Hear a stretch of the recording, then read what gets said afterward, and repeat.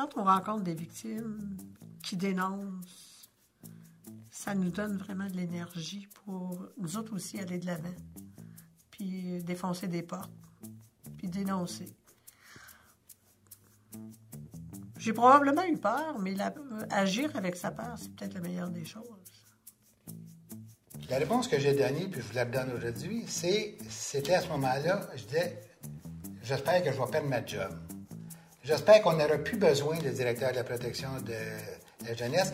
Ça voulait dire, dans le fond, l'idéal, ça serait que notre système de protection, on le monte pour un certain nombre d'années, puis qu'on n'en ait plus besoin. Évidemment, je suis obligé de vous dire que 30 ans après, il n'y a pas personne qui a perdu sa job et que le système est toujours en place et que le nombre de signalements à la DPJ augmente d'année en année. Je me souviens, un soir, il y avait une femme assise deuxième étage de la cour. Tout était noir, tout était fermé. Puis elle était assise, puis elle attendait de parler à quelqu'un. Et puis, elle avait, des ecchymoses au visage. Et puis, elle m'a dit qu'elle était victime de violences conjugales.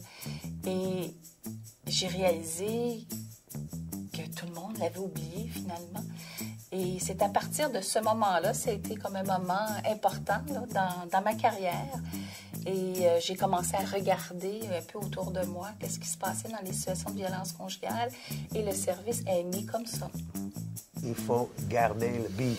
Il faut toujours parler de ces choses. Il faut que ce soit sur la place, que la question soit devant la population sur la place publique. J'ai appris de la clientèle quoi faire. La clientèle nous dit quoi faire. Si on l'écoute, elle nous met sur des pistes, elle nous aide à l'aider, en fait. Et c'est au fond la meilleure aide qu'on peut leur apporter.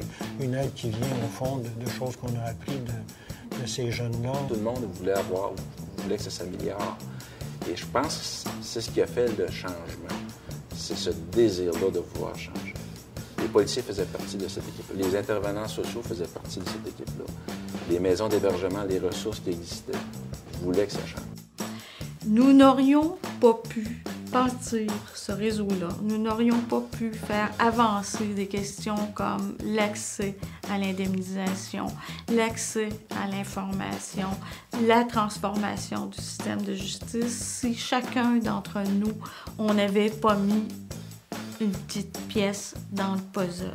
Je pense que c'est ça qui a fait avancer les choses. On a construit quelque chose ensemble.